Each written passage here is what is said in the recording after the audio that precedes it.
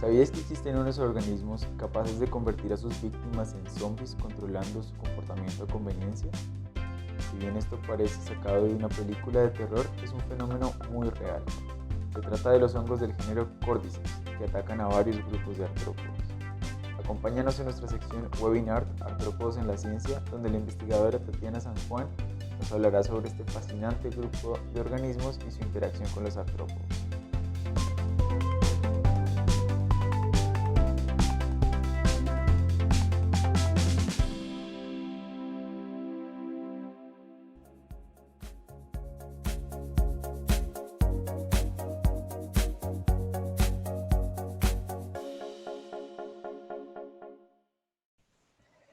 Bueno, yo sé que ustedes habrán escuchado mucho este tema de los zombie ants. Vamos que entre el diapositivas, ok. Fíjense que yo tengo que hacer una tarea antes. Ya, listo.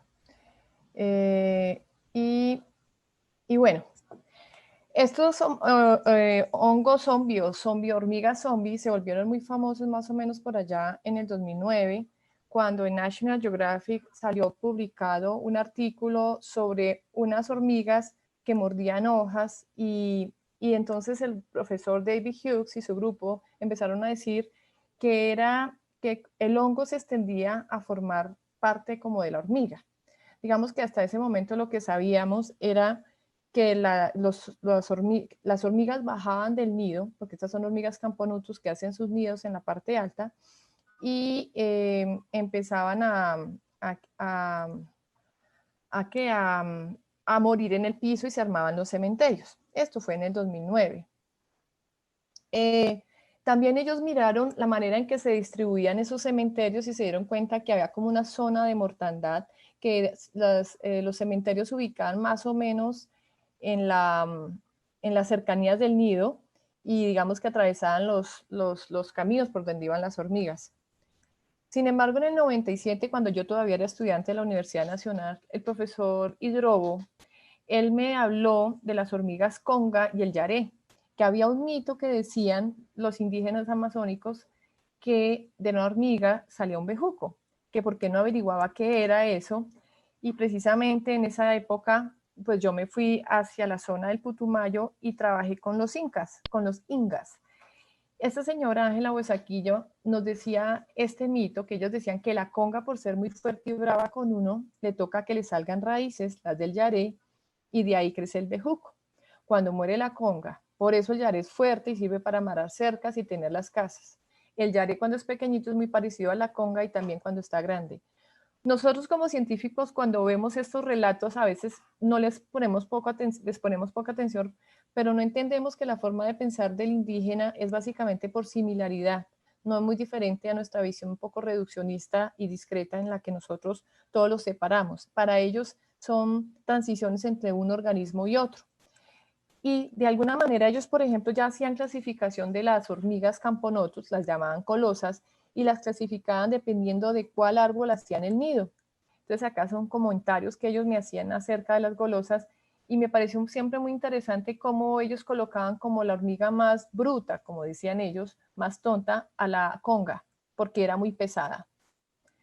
Entonces, pues hicimos el trabajo de pregrado en eso entonces y nos dimos cuenta que sí había una distribución espacial de las hormigas de una manera no azarosa, había un patrón, y estas hormigas como la Camponotus atriceps, otras Camponotus, Crematogaster, Cephalotes atratus, eran parasitados por diferentes especies de hormigas y morían en diferentes puntos del bosque.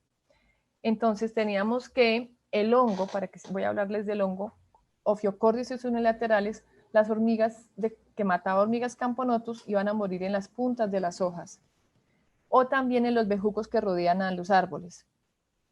Por otro lado, Cephalotes atratus iba a morir escondida entre los musgos de los troncos, mientras que las conguillas, las Pachycondia y la crasinoda, iban a morir siempre escondidas entre los troncos viejos en el suelo, y la hormiga conga solía dormir o morir, perdón, cerca a donde empezaba a salir el bejuco, el yaré, pero en el suelo. nunca mordiendo un bejuco.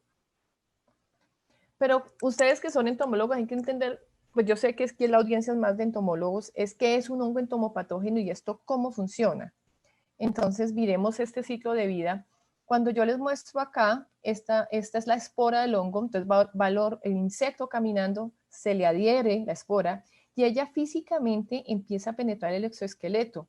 Se ayuda por un montón de proteasas y quitinasas y la clave de esta espora es lograr llegar al hemocele.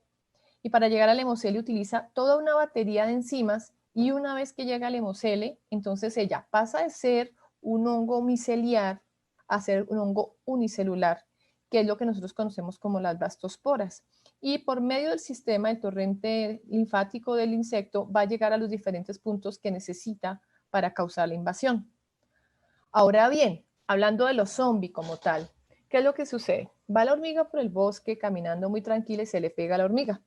Más o menos 24 o 25 días después, cuando ya la mitad del cuerpo de la hormiga está invadida, ella ni siquiera se ha dado cuenta, ella todavía está yendo al nido, no ofrece ningún síntoma de que está enferma, porque si ella ofrece un síntoma de que está enferma, entonces las otras hormigas la van a sacar antes de que el hongo ya la pueda invadir.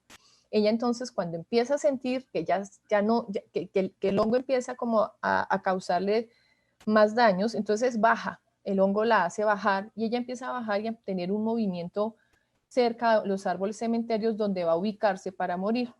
Luego de que muerde, ella va a empezar a esporular, eso más o menos le va a tomar unos 21 días cuando va a formar esta área fértil que ven acá, y entonces ahí es donde se van a ubicar esa zona de mortandad, que no es más que un campo minado para hormigas, ¿no? Está ya muy referenciado como espacialmente los cementerios están rodeando los nidos o están cerca a los nidos donde estas hormigas viven. Y de alguna manera es un juego entre el patógeno y la hormiga, porque si el patógeno acaba todo el nido, entonces también acaba su hospedero, porque estos son hongos muy específicos. Entonces miremoslo acá, es un dibujo de Joao Araujo. Entonces aquí sale la espora, caen, va la hormiga caminando, se le pega, ella vuelve y camina, se enferma, y va y busca dónde morir en las puntas de las hojas, ¿cierto? Pero eso es como a macro, como entendemos la manipulación de la hormiga zombie, que baja del nido y va y muere. Pero ¿qué sucede a nivel micro? O sea, ¿qué sucede a nivel de las células, del nivel de los músculos? Esta foto que les estoy colocando es del cerebro de la hormiga una vez ha mordido. Y resulta que lo que se ha encontrado es que el cerebro, que es la parte vértil aquí en la figura, no está embudida por las células del hongo. En cambio, sí la zona periférica.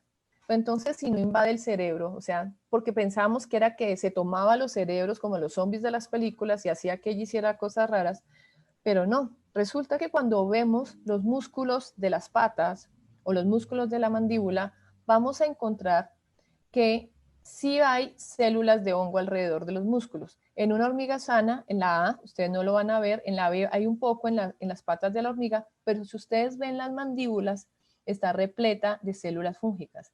Entonces, que lo que se cree es que una vez penetra al hemocele, ella va a transportarse hasta la mandíbula y es ahí donde va a empezar a crecer rápidamente cuando las condiciones de humedad y temperatura y luz son las adecuadas para hacer que la hormiga se pegue a una hoja predestinada. Fíjense esto, acá, esto es del año pasado, hice una mechera porque tenemos en la A lo que son las células musculares de la mandíbula sin ataque del hongo. La B, fíjense cómo empieza a atacar las células musculares y cómo se ven las fibras, ¿no? Y ya cuando ha atacado muchísimo, mírense cómo los sarcómeros de las células musculares ya se ven totalmente deteriorados y ya el hongo se lo ha pues, destruido, ¿no? Recuerden que los hongos son como fábricas de producir enzimas, ¿no? Entonces lo que hace es desegregar y segregar enzimas hasta lograr que estos músculos en la mandíbula puedan quedarse inservibles. La otra cosa interesante es que una vez la hormiga muerde, que es lo que vamos a ver aquí en este pequeño time lapse que hice con mi celular. Una vez muerde, entonces la hormiga sigue moviendo las patas. No olvides suscribirte a nuestro canal. Si te gustó este video, regálale un like y compártelo con tus amigos. Nos encuentras en redes sociales como Artrópoda TV. Hasta un próximo video.